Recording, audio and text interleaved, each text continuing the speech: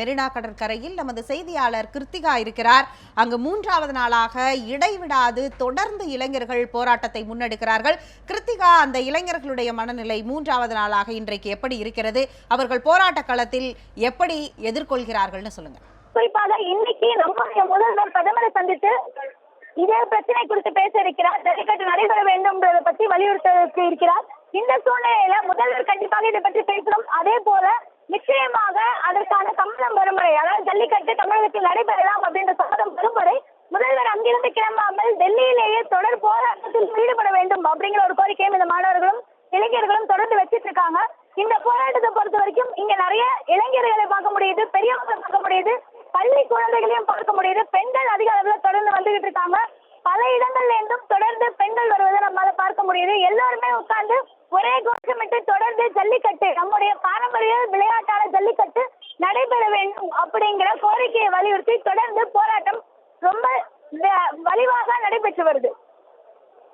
நீங்க தொடர்ந்து தொடர்பிலே இருங்க. அடுத்ததாக மெரினாவில் இருக்கக்கூடிய நமது செய்தியாளர் லாவண்யாவை தொடர்பு கொள்ளலாம். லாவண்யா, நீங்க சொல்லுங்க. அங்க கிட்டத்தட்ட இப்ப கிருத்திகா சொன்னது போன்று ஒரு 6 மாத குழந்தையிலிருந்து இளைஞர்கள், முதியவர்கள் என்று கிட்டத்தட்ட 3 தலைமுறை ஒரு போராட்டத்தை நடத்துகிறது அப்படின்னு சொல்லலாம். நாம இதை பார்க்கும் பொழுது அப்படியான ஒரு காட்சியாகத்தான் 3 நாட்களாக இருக்கிறது மெரினா கடற்கரை. இப்ப அங்க என்ன மாதிரியான நிலவரம் இருக்கு? இன்னைக்கு நிறைய கல்லூரிகளுக்கு விடுமுறை விட்டுருக்கிறதுனால அவங்களாம் வர வாய்ப்பு இருக்கா? ஜல்லிக்கட்டு தடையின்றி நடைபெற வேண்டும் என்ற ஒற்றை கோரிக்கையை முன்வைத்து தமிழகம் முழுவதும் இளைஞர்கள் போராட்டத்தில் இறங்கியிருக்கிறார்கள். தற்பொழுது மெரினா கடற்கரையை பொறுத்த வரையில் நாம் பார்க்கக்கூடிய காட்சியானது அதிக அளவில் இளைஞர் பட்டாளம் கூடி இருக்கக்கூடிய ஒரு நிலைதான் இருக்கிறது. அதாவது நேற்று முன்தினம் 48 மணி நேரத்தை கடந்து தற்பொழுது வரை அந்த போராட்டமானது வீரியம் குறையாமல் நடைபெற்று வருகிறது என்றுதான் நாம் குறிப்பிட வேண்டும். ஏனென்றால் 6 மாத குழந்தையிலிருந்து நீங்கள் குறிப்பிட்டது போல முதியவர்கள் வரை என அனைத்து சார்பாரும் அனைத்து வயதினரும் பங்கேற்கக்கூடிய ஒரு போராட்ட களமாக மெரினா கடற்கரை மாறி இருக்கிறது. இவர்களுடைய ஒற்றை கோரிக்கையாக இருப்பது தமிழகத்தில் தடையின்றி ஜல்லிக்கட்டு நடைபெறுவதற்கான ஆவணத்தை தமிழக அரசும் அதே போன்று மத்திய அரசும் மேற்கொள்ள வேண்டும் என்ற ஒற்றை கோரிக்கையே இருக்கிறது.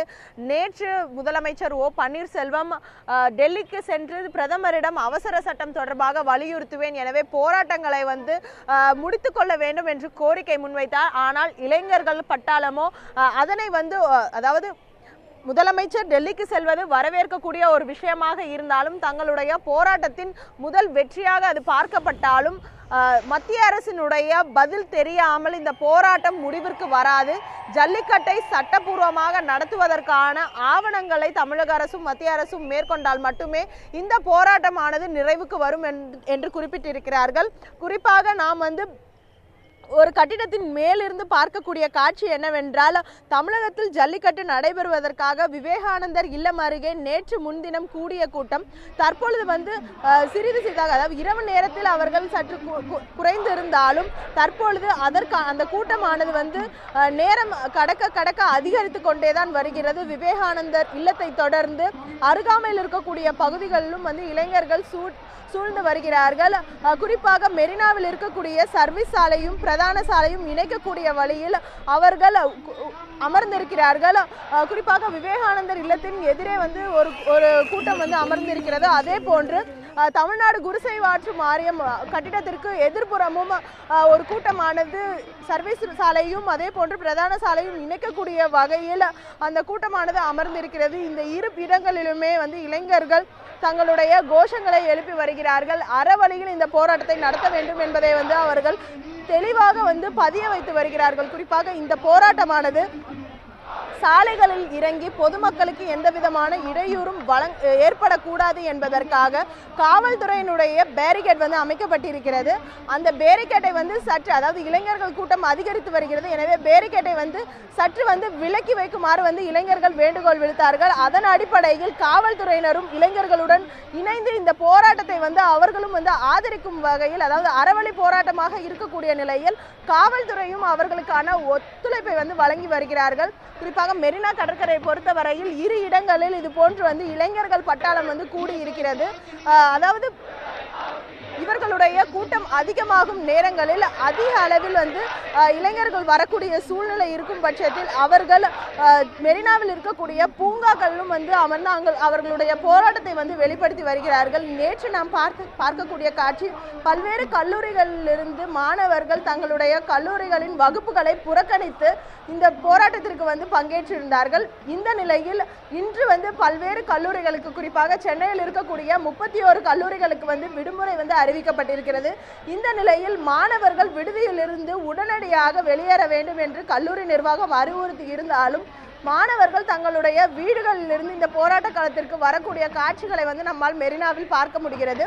அது மட்டும் இல்லாமல் பல்வேறு தனியார் நிறுவனங்களில் பணியாற்றக்கூடிய ஊழியர்களும் தங்களுடைய ஒரு நாள் ஊதியம் போனாலும் பரவாயில்லை, இந்த போராட்டம் தமிழர்களுடைய உணர்வுகளை வந்து வெளிப்படுத்தக்கூடிய இந்த போராட்டத்தில் தங்களுடைய ஆதரவை வெளிப்படுத்த வேண்டும் என்பதற்காக இந்த போராட்ட களத்திற்கு வரக்கூடிய காட்சிகளையும் மெரினாவில் நம்மால் பார்க்க முடிகிறது. சுகிதா, லாவண்யா, அதாவது பார்த்தீர்கள் என்றால் நேற்று மாலை முதல்வர் வந்து விமான நிலையத்தில் பேட்டியில் கூட நான் வந்து பேச்சுவார்த்தை நடத்தினேன் மாணவர்களுடன் சொன்னாரு. அதே மாதிரி மாணவர்கள்ல ஒரு தரப்பு வந்து பத்திரிகையாளர்கள்ட்ட வந்து நாங்கள் இங்கிருந்து கலைந்து போவதில்லை, பிரதமர் உத்தரவு வந்த பிறகுதான் எங்களுக்கு ஜல்லிக்கட்டு ஒன்று வாடிவாசல் திறக்க வேண்டும் அல்லது ஜல்லிக்கட்டுக்கான அவசர சட்டம் இயற்ற வேண்டும் என்ற கோரிக்கை, அதுவரை இங்கேதான் இருப்போம் என்றார்கள். இது தலைமையே இல்லாத ஒரு போராட்டத்தில் எப்படி மாணவர்களை அழைத்து பேசினார்கள், அது எப்படி மாணவர்களை அவர்கள் தேர்ந்தெடுத்தார்கள், அது குறித்து சொல்லுங்களேன். தமிழக முதலமைச்சர் நேற்று மாலை தன்னுடைய பசுமை வழி சாலையில் இருக்கக்கூடிய தன்னுடைய இல்லத்தில் மாணவர்களுடனான பேச்சுவார்த்தை நடைபெற்றதாக வந்து செய்திகள் வெளியாகி இருந்தது. இதில் மெரினா கடற்கரையில் இருந்த மாணவர்கள் மட்டுமல்லாமல் மதுரை அலங்காநல்லூரில் வந்து இந்த போராட்டத்தில் பங்கேற்றிருக்கக்கூடிய மாணவர் பிரதிநிதிகளும் இளைஞர்கள் பிரதிநிதிகளும் அந்த பேச்சுவார்த்தையில் பங்கேற்றுவதாக வந்து கூறப்படுகிறது. அவர்களை விவசாய சங்கங்களின் ஒருங்கிணைப்பு குழு தலைவர் PR பாண்டியன் அழைத்து வந்ததாக கூறப்படுகிறது. ஏனென்றால் அந்த பேச்சுவார்த்தையில் PR பாண்டியனும் வந்து உடன் இருந்தார். இவர்களுடைய கோரிக்கைகளை வந்து அவர் கேட்டறிந்ததாக வந்து கூறப்படுகிறது. குறிப்பாக இங்க இருக்கக்கூடிய இளைஞர்கள் போராட்டத்தில் அவர்களுடைய கோரிக்கைகள் வந்து 3 விஷயங்களாகத்தான் இருந்தது. ஒன்று, அதாவது காட்சிப்படுத்தப்பட்டிருக்கக்கூடிய விலங்குகளின் பட்டியலிலிருந்து காளையை நீக்க வேண்டும், அதற்கான அவசர சட்டத்தை வந்து மத்திய அரசு பிறப்பிக்க வேண்டும். அதே போன்று தமிழகத்தில் இருக்கக்கூடிய நாடாளுமன்ற உறுப்பினர்களும் புதுவையில் இருக்கக்கூடிய நாடாளுமன்ற உறுப்பினர்கள் 59 பேர் இணைந்து இந்த அதாவது தமிழகம் மற்றும் புதுச்சேரியில் நடக்கக்கூடிய மாணவர்கள் போராட்டம் மற்றும் இளைஞர்கள் போராட்டத்தின் கோரிக்கைகளை பிரதமரிடம் வலியுறுத்தி அந்த அவசர சட்டம் பிறப்பிப்பதற்கான அழுத்தம் தெரிவிக்க வேண்டும். அதே போன்று தமிழக அரசு இவர்களுடைய கோரிக்கையை ஏற்று சட்டமன்றத்தில் தீர்மானம் நிறைவேற்ற வேண்டும். இந்த 3 கோரிக்கை தான் இவர்களுடைய பிரதான கோரிக்கையாக இருந்தது. இந்த நிலையில் தமிழக முதலமைச்சர் O பன்னீர்செல்வம் நேற்று இந்த பிரதிநிதிகளுடன் வந்து பேச்சுவார்த்தை நடத்தியதாக கூறப்படுகிறது. அது மட்டும் இல்லாமல் பாரதிய ஜனதா கட்சியின் மத்திய இணை அமைச்சர் பொன் ராதாகிருஷ்ணனும் பிரதிநிதிகளை சந்தித்ததாக வந்து கூறப்படுகிறது. ஆனால் தன்னெழுச்சியாக எழுந்திருக்கக்கூடிய இந்த கூட்டமானது தற்பொழுது வரை வந்து ஒரு தலைமை இல்லாமல் தான் வந்து நடைபெற்று வருகிறது. இவர்களும் வந்து திட்டவட்டமாக தெரிவித்திருக்கிறார்கள், ஒற்றை தலைமையை ஏற்றி ஒரு சார்பாக வந்து இந்த போராட்டம் வந்து நடைபெறவில்லை, எங்களுடைய ஒற்றை கோரிக்கை முன்வைத்து தான் இந்த போராட்டம் நடைபெறுகிறது என்பதை வந்து திட்டவட்டமாக இங்கு இருக்கக்கூடிய இளைஞர்கள் வந்து பதிவு செய்து வருகிறார்கள். குறிப்பாக இந்த இளைஞர்களை பொறுத்தவரையில் பிரதிநிதிகள் யாரும் சென்று பேச்சுவார்த்தையில் பங்கேற்க மாட்டார்கள். பேச்சுவார்த்தை நடத்த வேண்டும் என்று விரும்புபவர்கள் இங்கு இருக்கக்கூடிய அனைவருமே பிரதிநிதிகள் தான். எனவே இங்கே வர வேண்டும் என்ற ஒரு கோரிக்கையை தான் இவர்கள் வந்து முன்வைத்து வருகிறார்கள். இந்த நிலையில் இங்கு வந்து காவல்துறையினரும் வந்து பேச்சுவார்த்தை நடத்தி வருகிறார்கள். அது மட்டும் இல்லாமல் கோஷங்கள் எழுப்பும் போதும் காவல்துறையை வந்து தாங்கள் இணக்கமாக நேசிக்கிறோம், எங்களை அறவழி போராட்டம் நடத்துவதற்கு எந்த விதமான இடையூறும் செய்யாமல் எங்களுடன் வந்து எங்களுடைய உணர்வுகளை புரிந்து கொண்டு காவல்துறை எங்களுக்கான அனுமதியும் ஒத்துழைப்பையும் வழங்கி இருக்கிறது. எனவே காவல்துறையை வந்து நாங்கள் மதிக்கிறோம் என்பது போன்ற கோஷங்களை வந்து இவர்கள் எழுப்பி வருகிறார்கள். அது மட்டும் இல்லாமல் இங்கிருந்து கலைந்து செல்வதற்கு ஒரே ஒரு விஷயம் மட்டும்தான் தேவை என்றும் வந்து இவர்கள் தெரிவித்திருக்கிறார்கள், ஜல்லிக்கட்டு தடையின்றி நடைபெறுவதற்கான அவசர சட்டம்.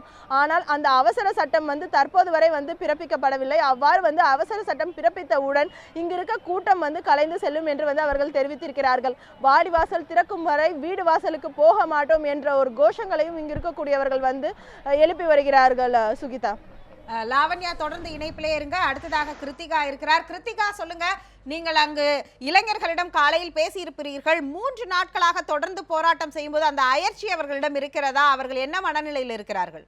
இன்னைக்கு நிறைய